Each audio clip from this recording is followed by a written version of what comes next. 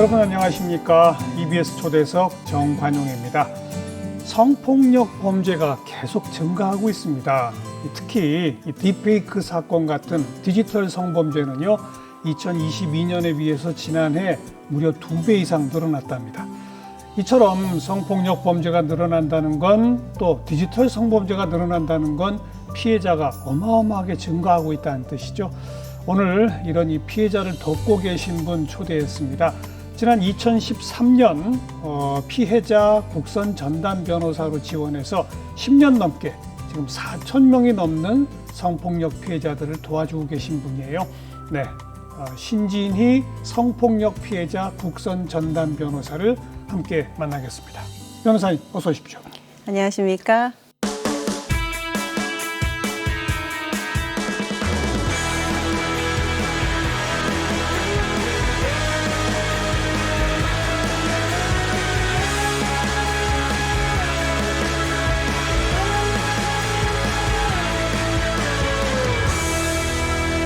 그냥 변호사라고 불러도 되는데 앞에 붙는 수식어가 기네요. 네. 성폭력 피해자 국선 전담 변호사. 네. 이런 제도가 있는지를 몰랐습니다.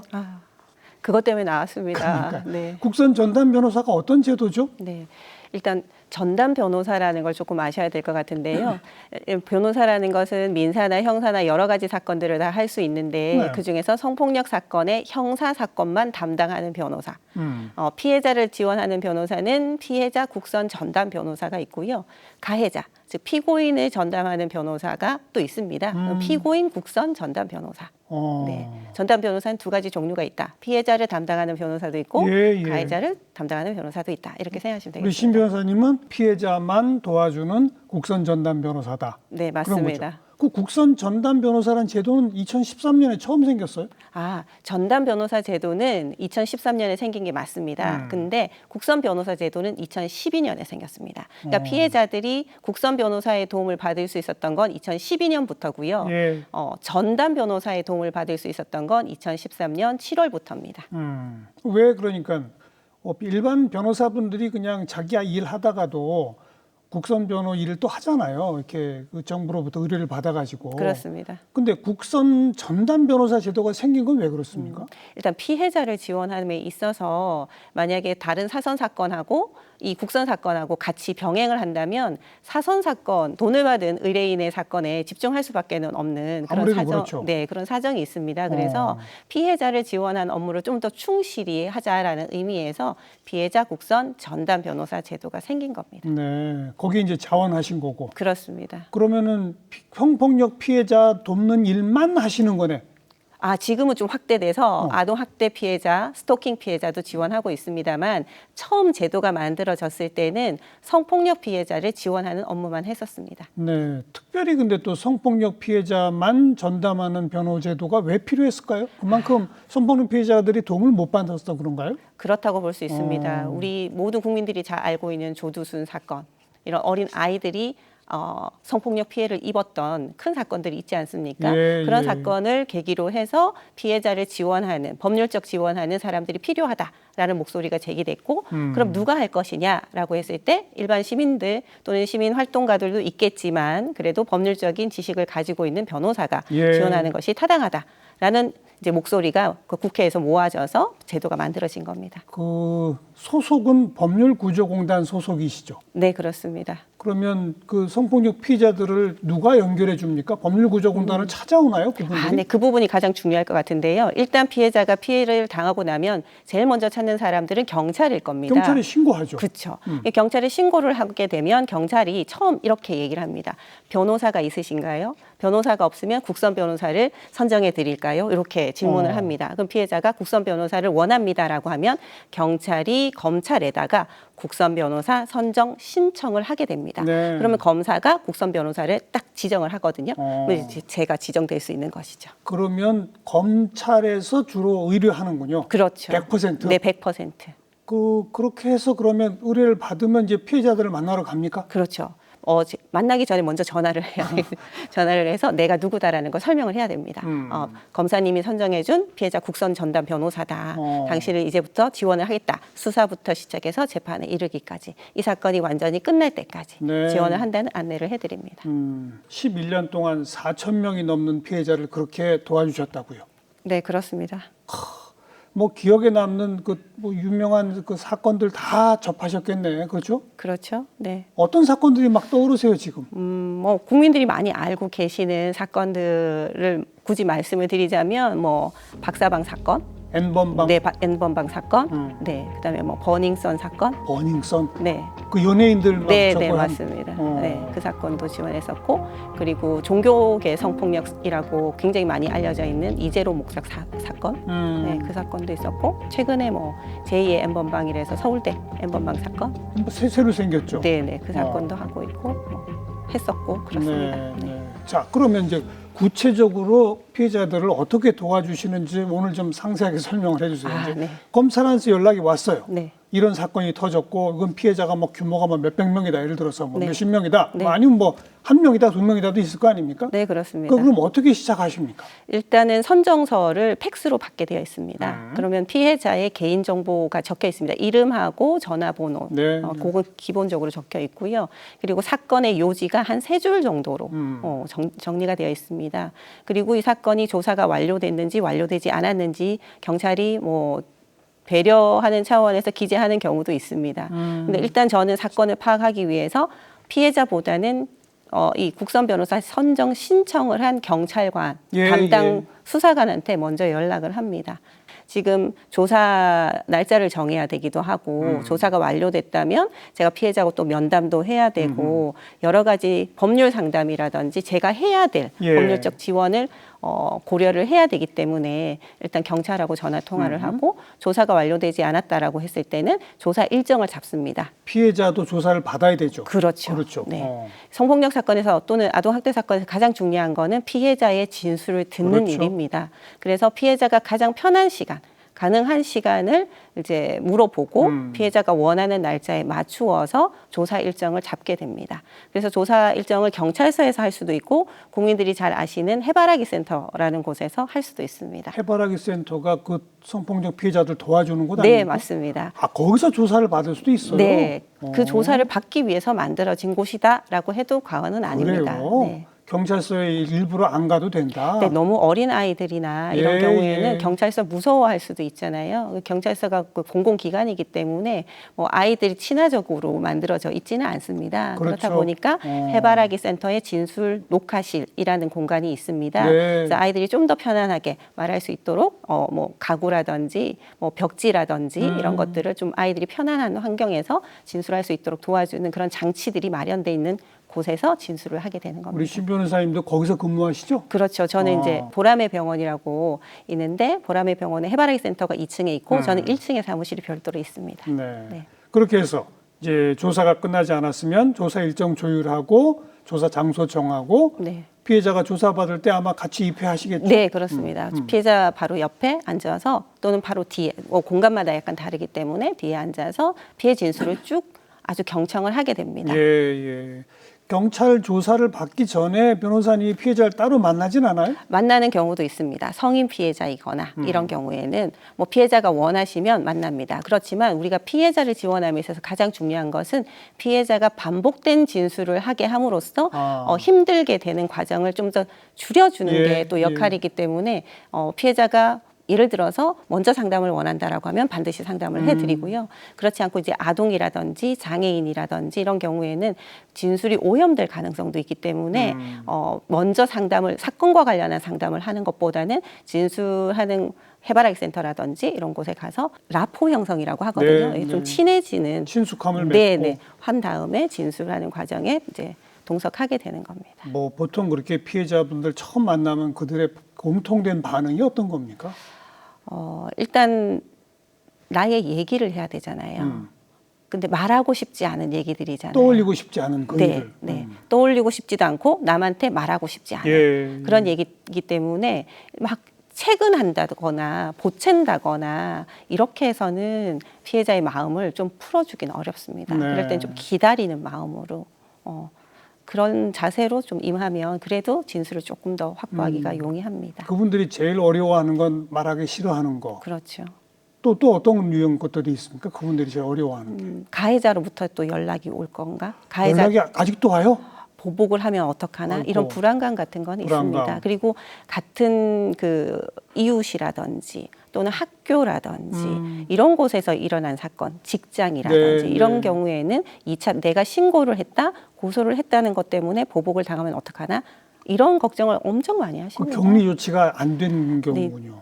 사실은 이제 수사가 시작됐기 때문에 접근 금지를 한다거나 그렇게 하기에는 피해자의 진술을 확보한 이후에 어떤 피해인지를 알아야 접근을 금지할지 여부를 결정할 수가 있잖아요. 그렇죠. 그러니까 전 단계에서는 이런 게 좀 어렵죠.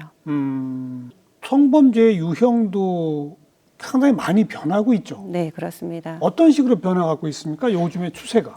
예전에 이제 제가 처음 국선 변호사로 일을 할 때는 신체 접촉하는 유형의 네. 뭐 강제추행이나 이런 류의 그 성폭력 사건이 일반적이었다라고 하면 대부분 그랬겠죠? 네. 근데 그때도 사실은 2012년, 13년일 때도 휴대폰을 다 사용을 했잖아요. 맞아요. 그러다 보니까 휴대폰을 이용한 범죄들은 있기는 했었습니다. 근데 몰래 지금 촬영 뭐 이런 거. 네, 있었습니다. 그런데 이것들이 최근에, 그러니까 최근이라고 하면 좀 어폐가 있긴 하겠지만 2020년에 우리 국민들을 깜짝 놀라게 하고 공분에 빠뜨렸던 N번방 사건. 네. 그 사건이 아마 큰 계기가 됐던 것으로 보입니다. 그래서 그 이후에는 디지털 성범죄 사건들이 더 증폭했다. 그래서 최근에 딥페이크까지 이렇게 이어졌다. 그래서 패러다임이 신체 접촉형 성폭력 범죄에서 이제는 비접촉형 예. 범죄로 나아갔다. 이렇게 보시면 될 것 같습니다. 비접촉형은 전부 디지털이죠. 그렇습니다. 그 N번방이라고 하는 게 뭐 지금 시청자분들 좀 가물가물할 수 있겠습니다만은 여러 가지 루트로 뭐 어린 소녀나 뭐 이런 사람들을 꼬여가지고 뭐 나체 사진을 찍어 올리게 한다든지 막뭐 이런 식으로 해서 그걸 다 모아가지고 그걸로 돈벌이를 하고 막 그랬던 거 아닙니까? 쉽게? 맞습니다. 그거죠. 네.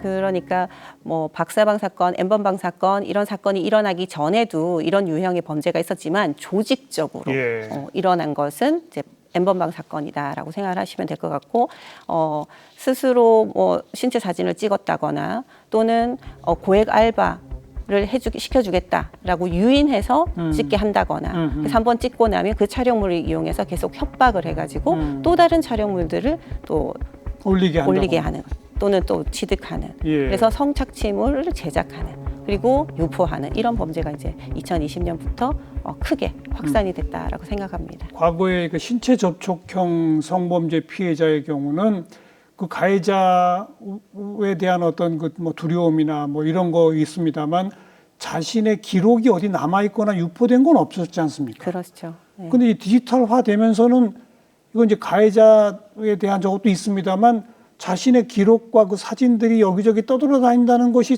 새로운 공포 아닌가요? 그렇습니다. 이제는 가해자가 달라졌다는 겁니다. 그렇죠. 그러니까 예전에 신체 접촉형 성범죄일 경우에는 그 가해자 한 명 또는 몇 명 소수의 그 사람들로 인한 피해이기 때문에 피해자가 말하지 않으면 그 가해자들도 굳이 떠들고 다닐 일은 별로 없는 그런 류의 사건이었다고 치면 지금은 한 사람이 촬영을 했다.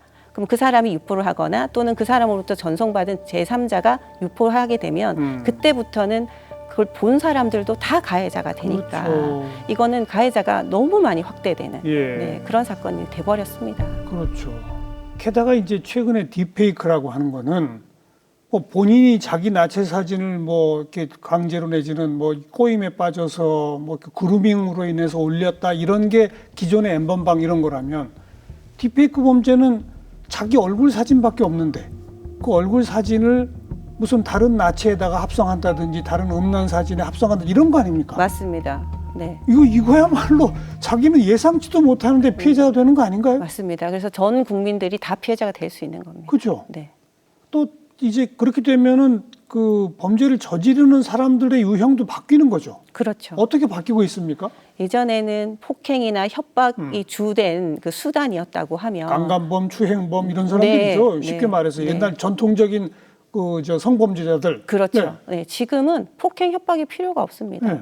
일단 얼굴 사진만 하나 있으면 다른 예를 들어서 나체 사진이라든지 동영상이라든지 합성하고 그다음 퍼뜨리면 그 자체가 그냥 하나의 범죄가 돼버리니까 예. 네, 굳이 피해자의 성폭력의 영상을 스스로 찍게 한다거나 또는 자기가 찍을 필요가 없습니다. 최근에 서울대 N번방이 그거 아닙니까? 맞습니다. 네. 같은 하구의 사진들이 여기저기 있을 테니까 그것을 다른 음란 사진과 합성해서 어디저기 공유하고 뭐 이러는 거잖아요. 그렇죠. 그 사진에다가 음란 행위를 하기도 합니다. 그러니까 이제 직접적인 협박이나 거 필요 없이 그냥 단순한 클릭 몇 번으로 그게 다 되는 거 아닙니까? 그렇습니다. 네, 그럼 프로그램에다가 합성물을 만들어 달라라고 주문만 하면 나옵니다.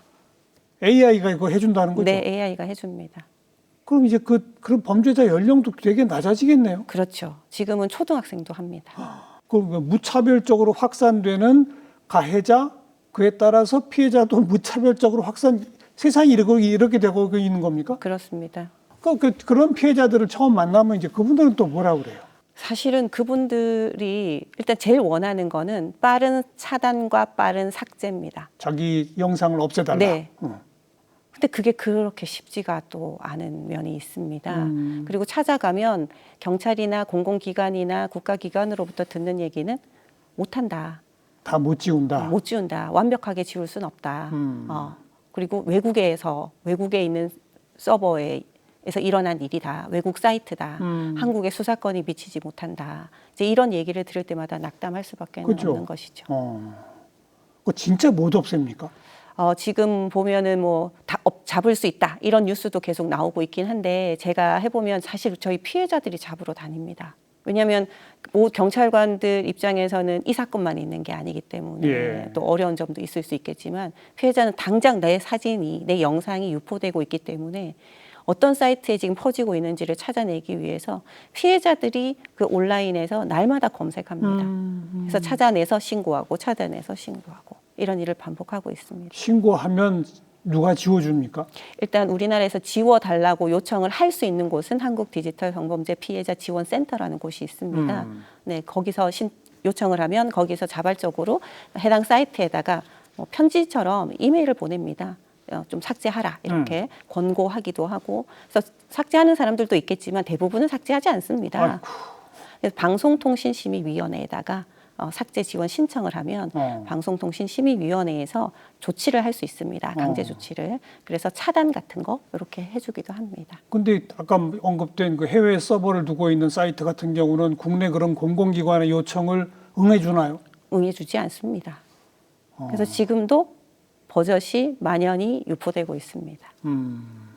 전부 다 없앤다는 건 불가능하다는 게 맞는 말이죠. 사실은 그래서 해외 공조가 필요한 겁니다. 그런 해외 공조 시스템은 없죠. 있기는 합니다만은 나라마다 어떤 것을 범죄로 보느냐, 어느 정도를 범죄로 보느냐가 조금씩 법마다 다르기 때문에 네, 그런 점에서 조금 난관이 있는 건 사실입니다.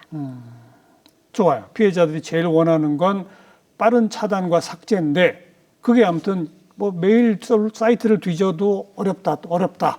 그럼 이제 그 다음엔 그 피해자들은 뭘 또 원합니까? 일단 잡힌 사람들에 대한 처벌을 원하죠. 당연히 그건 뭐 1번이겠죠. 네, 그렇게 원하고 자신의 정보가 비공개되기를 원하기 때문에 키워드가 요즘에 정말 문제가 많습니다. 영상이 올라오면 사람들은 어떤 영상인지를 궁금해하기 때문에 그 기사나 이런 데에서 나오는 키워드를 검색하게 됩니다.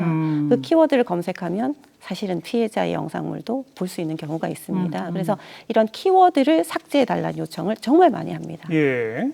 키워드 삭제. 네. 근데 사실은 키워드는 영상물이나 합성물이 아니기 때문에 삭제하는데 좀 어려움이 있습니다. 네, 글로벌 플랫폼이나 이런 데서 이 키워드 그 자체가 범죄가 된다고 하면 모를까. 그게 아니기 때문에 삭제하는데 좀 어려움이 있었던 건 사실입니다.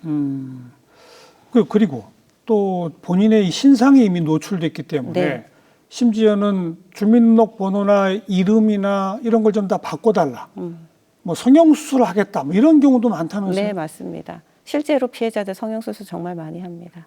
왜냐하면 자신을 지금까지 본 사람들은 어쩔 수 없어도 앞으로 나를 알게 되는 사람들 그렇죠. 하고의 동일성 문제가 있기 때문에 이미 자신의 동영상은 퍼져 있기 때문에 내가 얼굴을 바꾸지 않는 한 방법이 없다. 네, 그래서 실제로 성형수술을 많이 합니다.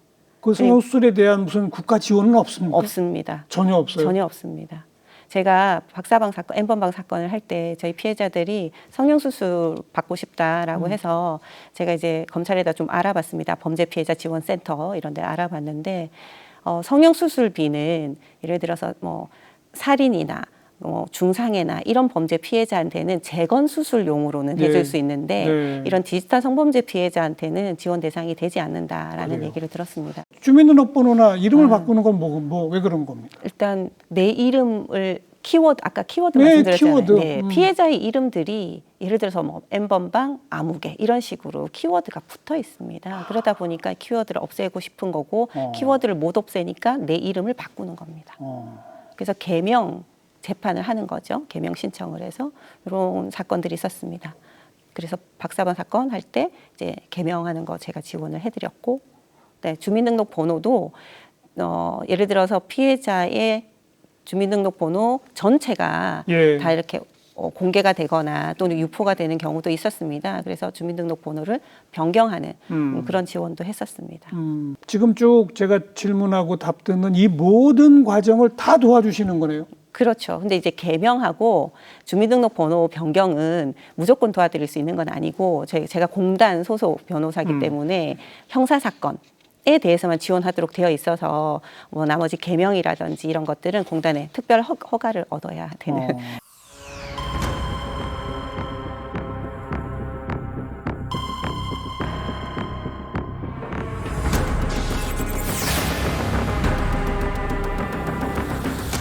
Shooting stars, I see shooting stars. In your eyes, I see the Milky Way. Don't know where you're taking me.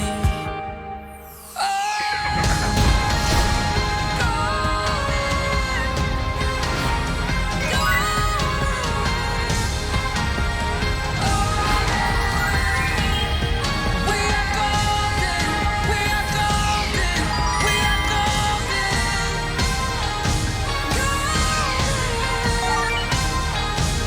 We are golden.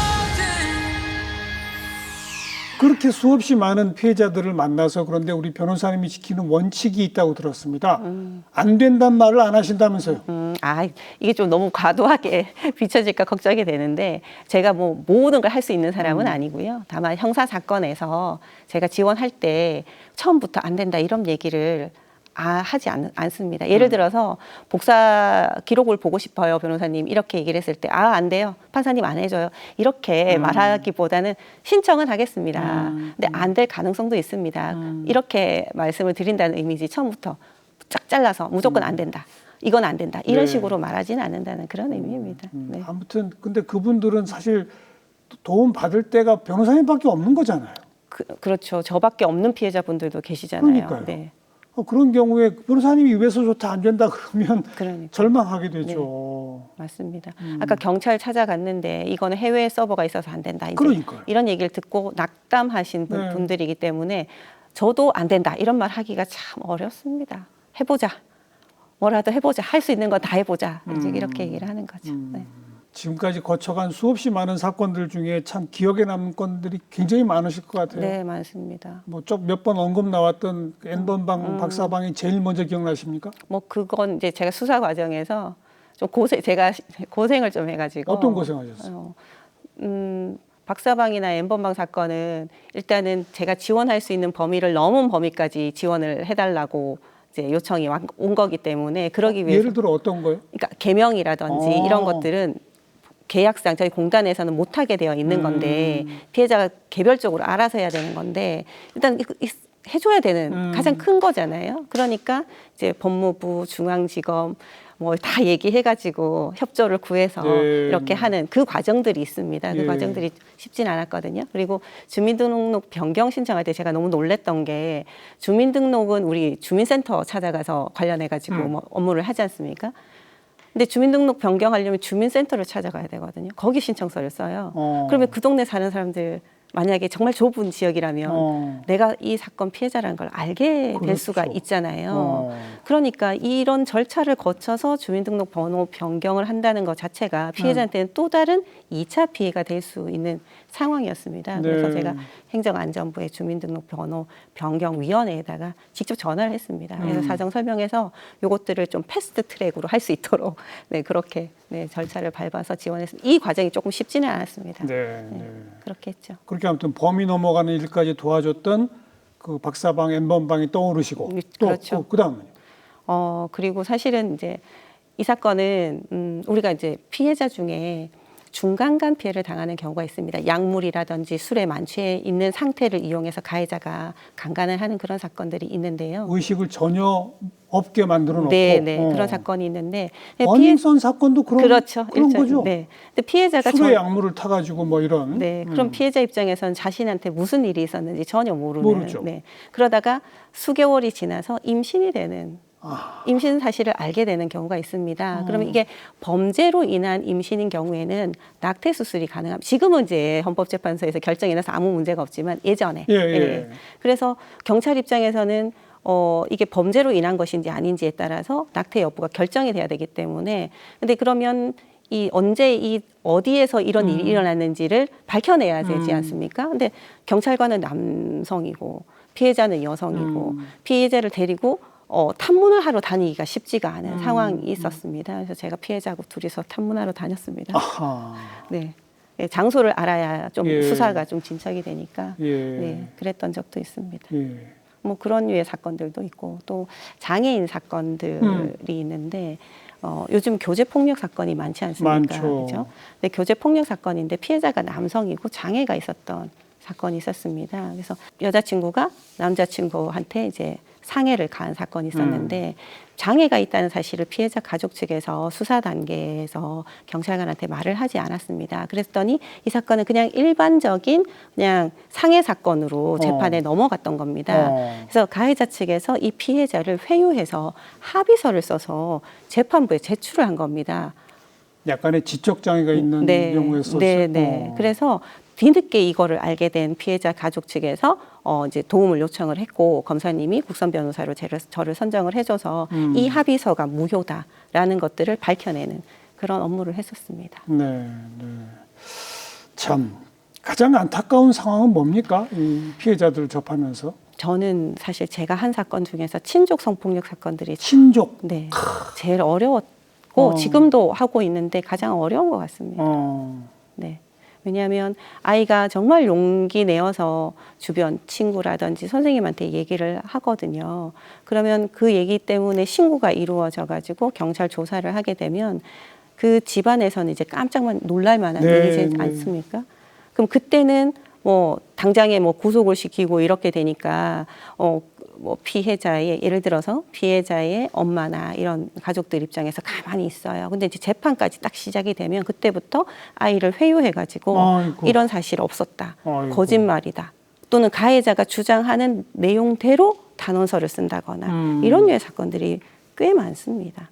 네, 이런 류의 사건들을 할 때 많이 어려웠고 이 아이가 그 집안 안에서 어떤 일을 겪을지 그러니까 눈에서 보이지는 않지만 그냥 짐작은 가능하잖아요. 마음이 많이 아프죠. 이게 뭐 예를 들어서 뭐 아버지한테서 성추행, 뭐 성폭력 피해를 당했다.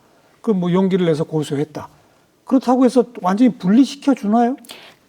아버지를 구속시키면 분리가 되는 거잖아요. 그렇죠. 그렇지만 그게 끝이 아닙니다. 남아있는 피해자의 가족, 가해자의 가족들이 아이한테 굉장히 압력을 많이 가합니다. 아버지 편에서? 네. 어차피 감옥에 가 있는 거 아니냐. 네가 이거 써줘도 나오는 건 아니야. 조금 깎이는 거야. 뭐 이런 식으로 회유를 하기도 하고. 그래서 아이가 마지못해서 편지를 씁니다. 판사님. 사실은 제가 다 거짓말했어요. 이런 것들을 목도할 때마다 참 참담합니다. 그럴 때 다시 그 피해자를 만나가지고 이러면 안 된다라고 하셔야 되잖아요. 이러면 안 된다라는 말을 하기가 쉽지는 않습니다. 아이를 만나서 얘기를 들어봅니다. 이거 왜 쓰게 됐는지. 그래서 쓰게 된 그 과정을 다 소상히 밝혀서 이제 의견서를 제출을 하게 됩니다. 판사님들께서 이런 사건, 특히 친족 성폭력 사건의 특수성을 이해하시기 때문에 그런 류의 합의서라든지 그런 류의 탄원서는 신빙성이 없다고 봐서 믿지 않고 초기에 해바라기 센터에서 했던 진술의 신빙성을 더 둡니다. 그런데 그런 경우는 피해자가 미성년자인 경우에 변호사님이 그 미성년자인 피해자를 만나려고 해도 다른 가족들이 또 자꾸 그것도 방해할 것 같은데요. 그런 경우도 있는데, 그죠? 네, 그래서 조심해야 됩니다. 그래서 피해자 가족들하고 대화를 하거나 그럴 때 가해자를 굉장히 푸시한다거나 이런 식의 발언은 하지 않습니다. 일단 아이를 봐야 된다. 이제 판사님이 요청을 하시기 때문에 판사님 요청으로 아이를 봐야 된다. 검사님 요청으로 아이를 봐야 된다. 이렇게 잘 설득을 해서 아이를 만나게 됩니다. 친족 간의 성폭력 또 게다가 가족들에 의한 2차 가해. 이게 가장 안타까운 일이었다. 그렇습니다. 몇 년 전부터 또 우리나라를 떠들썩하게 했던 이른바 미투 사건들이 있지 않습니까? 네. 그것도 혹시 관여들 하셨었나요? 뭐 그렇죠. 미투 사건들도 있었죠. 네. 뉴스에 나오는 사건뿐만 아니라 뉴스에 내보내지 못하는 사건들이 워낙 많다 보니까 네. 뭐 2018년 이후에는 또 미투 사건들이 많았었습니다. 그렇죠. 너무 안타까운 사건들 많습니다. 그런 사건들은 뭐 가해자들이 사회적으로 알려지는 분들인 경우가 대부분인데, 그죠? 미투라고 하는 그 사건의 그 현상의 본질상. 네, 그런 경우도 있지만 뭐 미투 운동이 일어난 이후에는 내가 당했던 성폭력 사건을 이제 경찰에다 신고하는 모든 일련의 모든 사건들이 다 네. 미투 사건에 확대된 면이다 이렇게 생각을 하고 유명 인사가 아니더라도 유명 인사가 아니어도. 그동안에는 신고 안 하고 참고 있었는데 네. 뒤늦게 신고한 경우들이 많아졌다. 네, 네, 많아졌습니다. 제가 했던 사건 중에서 미투 사건의 영향을 받았던 게 뭐냐면, 예, 그때 2018년이 굉장히 그렇게 이제 전 국민이 깜짝 놀랄 만한 그런 일들이 예. 많았지 않습니까? 그때 그것을 보고 내가 드디어 용기를 내서 내가 신고를 해야겠다라고 마음을 먹었던 아이가 한 명 있었습니다. 네. 그걸 보고 그 전까지는 이걸 말해야 되나 말아야 되나 엄청 고민을 하다가 이제 말할 수 있는 사회적 분위기가 형성됐다 거죠. 이렇게 생각해서 용기 내서 신고를 했고 조사할 때 그 얘기를 했었습니다. 그러니까 그게 굉장히 중요한 거라고 영향을 받아서 신고에 이르렀다. 네. 자, 이 11년 넘게 이제 그쪽 일을 해오시면서 뭐 성범죄를 좀 어떻게 줄일 수 없을까? 내지는 성범죄 피해자를 조금이라도 더 도울 수 없을까? 많은 고민을 하셨을 텐데. 먼저 성범죄 피해자를 좀 더 돕기 위해서 제도적으로 이러이러한 건 좀 개선돼야 한다. 뭐가 있습니까? 우리나라는 피해자 재판 절차 진술권이라는 기본권이 있습니다. 헌법에서 보장하고 예. 있거든요. 그런데 구체화된 게 없어요. 그러니까 형사소송법에 피해자 재판 절차 진술권이 있기는 한데 이거에 대해서 뭐 일본이라든지 아니면 독일이라든지 이런 다른 나라는 피해자 참가 제도라고 있거든요. 그래서 피해자가 할 수 있는 게 많습니다. 근데 우리나라는 그에 대한 구체적인 법률이 없어요. 피해자 재판 진술권? 네. 무슨 말이죠, 이게? 피해자가 재판 절차에서 진술을 할 수 있는 권리를 말합니다. 재판 절차에 대해서? 네, 재판 절차 과정에서 과정에서 진술을 할 수 있는 권리를 말하는데 이것은 재판 절차 진술권이라고 해서 재판에서만 말하는 건 아니고요. 네. 형사 사건이니까 처음부터 이제 신고나 고소부터 시작해가지고 재판이 완전히 끝날 때까지 각 단계마다 단계에서. 각 절차에서 내가 진술을 할 수 있는 권리가 있어요. 당연히 있어야죠. 네, 그 권리는 있는데 좀 더 구체화되지를 못한 겁니다. 그래서 요것들을 좀 구체화했으면 좋겠다는 게 제 개인적 바람입니다. 구체적으로 뭐를 구체화하면 될까요?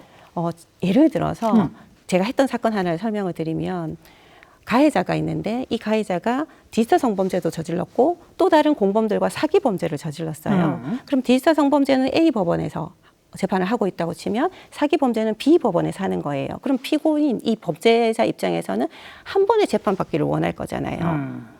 이 법원 저 법원 다니기보다는 병합해달라. 그렇죠. 병합을 해달라는 신청을 할 수가 있습니다. 그래서 토지 관할을 달리하는 이런 경우에 병합 신청을 하면 A나 B 법원 중에 한 곳에 병합이 됩니다. 그러면 이 사건은 디지털 성범죄가 있고 하나는 사기 사건이 예. 있다고 치면 전혀 다르죠, 종류가? 종류가 다르잖아요. 이게 병합이 되면 어떻게 될까요?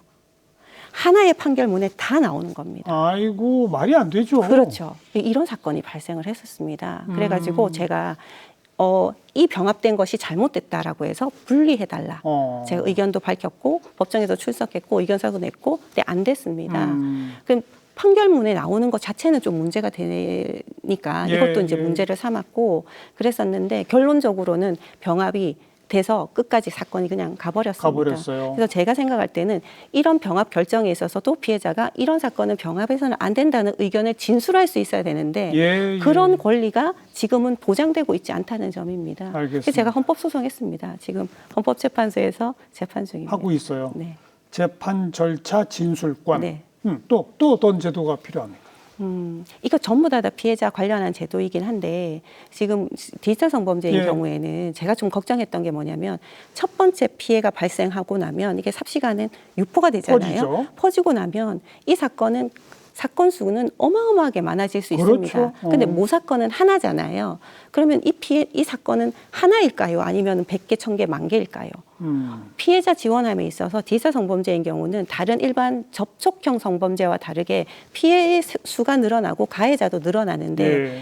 범죄 피해자 지원할 때는 이걸 그냥 하나로 보고 경제적 지원을 금액을 결정하거나 지금 현재 약간 그런 실정입니다. 아하. 이건 좀 문제다라고 그러네요. 저는 생각합니다. 그러네요. 그리고 이거는 사실은 디지털 성범죄 같은 경우는 예를 들어서 강간이나 강제추행처럼 이런 사건에서는 피해자가 외상 후 스트레스 장애 진단을 받으면 강간 치상이라든지 강제추행 치상이라든지 이렇게 죄명이 달라지고 형도 높아집니다. 근데 디지털 성범죄 같은 경우에는 없습니다. 디지털 성범죄로 인해서 이런 딥페이크라든지 인해서 외상 후 스트레스 장애 진단을 받을 수도 있잖아요. 그럼요. 이것 때문에 형이 높아지질 않습니다. 그러니까 그런 죄가 없어요. 디지털 성범죄 뭐 치상이라든지 이게 없어요. 그냥 단순히 양형에서만 반영이 되어야 되는데 지금 현재 불법 촬영 사건 같은 경우는 7년 이하거든요. 네. 높아도 7년입니다. 이런 건 좀 문제가 있다. 이런 건 좀 제도 개선돼야 된다 그러니까 생각합니다. 아까도 잠깐 그 뭐 성형수술 지원 얘기할 때 그런 얘기가 잠깐 나왔는데 지금 디지털 세상인데 뭐 유무형의 피해는 전부 어떤 유형의 피해만 인정해 주는 거군요. 그렇죠. 그렇군요. 네. 외상 후 스트레스 같은 경우 디지털 피해로 인한 스트레스가 훨씬 더 심할 수도 있는데 네, 맞습니다. 직접적으로 맞은 피해보다도 그걸 인정을 안 해준다. 네. 양형에서 좀 더 반영될 수 있도록 이 부분이 양형위원회에서의 양형 예, 요소나 예. 이런 것도 좀 변경돼야 될 것 같고 예. 개정돼야 될 것 같습니다. 그럼 뭐 몇 번 언급됐던 그 뭐 N번방 박사방도 그렇고 뭐 최근에 이제 딥페이크 서울대 N번방 뭐 이런 경우도 그렇고 이걸 주도적으로 제작하고 유포한 사람들은 중형에 처해졌잖아요. 그때 뭐 그렇습니다. 조주빈도 40몇 년 받지 않았습니까? 맞습니다. 그런데 그냥 단순히 소지하고 있거나 이런 사람들은 전혀 처벌이 안 됐죠. 일단 그 N번방 사건 일때 2020년 예. 일때는 소지, 구입, 저장, 시청 행위를 처벌하는 규정이 없었습니다. 규정 자체가 없었어요. 네, 아예 없었습니다. 그래서 이제 만들었고 그래서 조주빈 이후에는 처벌이 되는 것이죠. 그 전에는 이제 처벌이 안 되는 법적 근거가 것이고. 없었고. 네네. 근데 지금 문제는 딥페이크. 딥페이크도 소지, 구입, 저장, 시청 행위 처벌하지 않습니다. 조항이 없어요. 그것도 아직 없어요. 네, 이번에 만들 것 같습니다. 그렇죠. 네. 그러니까 딥페이크라고 하는 신종범죄 이전의 것은 뭐 예를 들어서 뭐 그루밍이나 이런 걸 통해서 나체 사진을 찍어 올리게 했다든지 이런 거는 그 사진을 소지만 하고 있어도 처벌이 이제 되는 거죠. 그렇죠. 지금은 되죠. 그러나 딥페이크 영상은 여전히 소지가 또 비어 있다. 네. 계속 이 뒤따라가고 있군요. 그렇습니다. 근데 딥페이크는 더 큰 문제가 반포할 목적으로 이걸 만들어야 됩니다. 반포할 목적 없이 그냥 혼자서 만들어서 가지고 있다. 처벌하지 않습니다. 그래서 이것도 문제입니다. 그것도 법적 미비사항이고. 네. 네. 참, 우리 변호사님은 어쩌다가 이 국내 1호의 이 성폭력 범죄 지원을 위한 국선 전담 변호사가 되셨습니까? 저도 그냥 개업 변호사여서요. 네, 뭐 이혼 사건도 하고 민사 사건도 하고 그냥 형사 사건도 하고 그렇게 했었는데 2012년에 아동 청소년 성보호에 관한 법률이 개정되면서 법률 조력인 제도, 지금 피해자 국선 변호사 제도가 만들어졌습니다. 그래서 이 교육한다는 대한변협에서 이메일을 본 겁니다. 그래서 뭐지 싶어가지고 저도 그냥 교육을 받았었는데 그냥 교육을 받은 거죠. 근데 교육을 받았다고 사건이 오거나 그러지 않더라고요. 제가 2월에 교육을 받았었는데 2012년 2월에 교육을 받고 나서 그냥 아무런 연락이 없길래 그냥 뭐 그런가 보다 이렇게 생각하고 말았어요. 근데 2012년 4월 20일에 한 통의 전화가 왔습니다. 해바라기 센터에서 바로 전화가 온 거예요. 그 전화를 받고 해바라기 센터로 간 거죠. 네, 아이가 한 13살 정도 되는 아이가 아빠의 지인으로부터 성폭력 피해를 당한 건데 한 6살, 7살 때부터 당했던 거예요. 아이고, 너무 오래된 지속적으로. 거예요. 네, 지속적으로. 그랬던 사건이었고 그 사건을 이제 하게 되면서 국선 변호사로서 첫 번째 업무를 하게 됐었고요. 그 사건이 저를 지금 이 자리에 오게까지 한 사건이라고 생각을 해요. 네, 그 사건에서 제가 안 해본 게 없거든요. 전부 다 해봤습니다, 진짜. 네. 그러니까 그 사건을 접해보면서 아, 이런 사람들이 정말 도움이 필요하구나. 네. 근데 사람은 없구나. 사람이 없는 건 잘 모르겠고 하여튼 그 사건을 하면서 아 정말 필요하구나 예. 그런 생각을 했었습니다. 알겠습니다. 뭐 그렇게 수없이 많은 그 성범죄 피해자들을 돕느라 정말 바쁘신 와중에도 교육에 열심히시라고 들었습니다. 아 제가 강의하는 걸 좋아해서 네 부르는 곳은 갑니다. 네. 그리고 그런 교육이 이 사회에 좀 널리 퍼져야죠. 네, 그렇습니다. 그죠? 네. 그 교육 때마다 제일 힘주어 말씀하시는 게 어떤 대목입니까? 일단 제가 이 사건을 실제 수사하는 수사관들한테 왜냐하면 사건을 처음 접하고 예. 제일 중요한 부분이라고 생각을 하거든요. 그래서 경찰들 대상으로 강의를 한 10년 이상을 많이 하셔야죠. 네, 했습니다. 그러면서 우리 피해자들이 바라는 게 무엇인지 눈빛만 봐도 압니다. 사람들은 이게 지금 건성으로 듣고 있는 건지. 그렇죠, 그렇죠. 그렇죠. 그래서 그런 부분을 말씀을 좀 많이 드립니다. 바쁘신 업무 중에도 피해자가 원하는 게 어떤 건지 예. 그런 것들 좀 배려해 달라 이런 요청을 많이 하죠.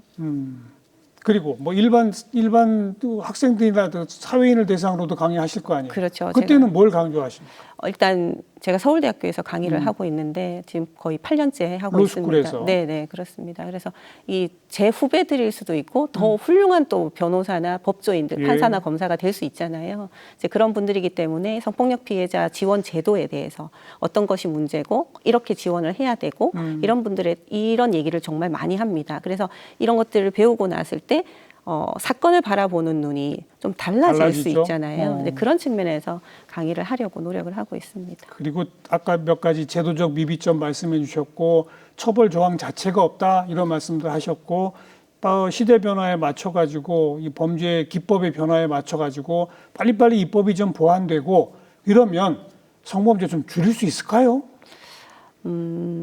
수적으로는 잘 모르겠습니다. 왜냐하면 원래 암수 범죄이기 때문에 성범죄 자체가 잘 안 드러나죠. 네, 드러나지 않는 범죄이기 때문에 그렇긴 한데 제가 생각했을 때는 지금 경찰 통계, 검찰 통계, 법원 통계를 쭉 보면 숫자가 안 줄어든다, 더 늘어나는 것 같다라고 말씀을 하시는데 저건 또 다른 측면이 있다고 저는 생각해요. 뭡니까? 신고율이 높아졌다. 아, 물론이죠. 네. 그 피해자 도와주시다 보면 보람도 많이 느끼시죠? 아유, 그럼요. 어떤 데서 큰 보람 느끼세요? 제가 얼마 전에 이제 우리 피해자들 아까 진술건 말씀드렸잖아요. 예. 피해자들이 증인으로 소환되지 않고도 피해자가 저 할 말 있어요라고 법정에 나가서 얘기하는 걸 이제 진술권을 예. 행사한다라고 얘기를 하거든요. 근데 이런 부분을 충분히 설명을 해드립니다. 그럼 피해자 중에서는 내가 하겠다, 이제 주체적으로 이러시는 분들이 있어요. 근데 이런 분들이 이런 다른 변호사한테 이런 말 좀 죄송한데 이런 얘기 못 들었다. 변호사님이 이런 설명을 해줘서 알게 됐다. 그래서 저와 같이 가서 판사님 앞에서 진술권을 행사를 예, 해요. 예. 그러면 그 판사님이 잘 들으시고 피해자한테 용기 있게 딱 한마디 해주실 때가 있거든요. 그럴 때 피해자도 굉장히 치유가 되는 거고 저도 그런 길을 조금이라도 도와줬기 때문에 저도 똑같이 이제 기쁜 마음을 갖게 되고 피해자한테 감사하다는 얘기 들을 때 네. 이때는 가장 큰 보람을 느끼고 있습니다. 그런 보람 많이 느끼시고 피해자한테 큰 도움 되시기 바라겠습니다. 오늘 고맙습니다. 감사합니다.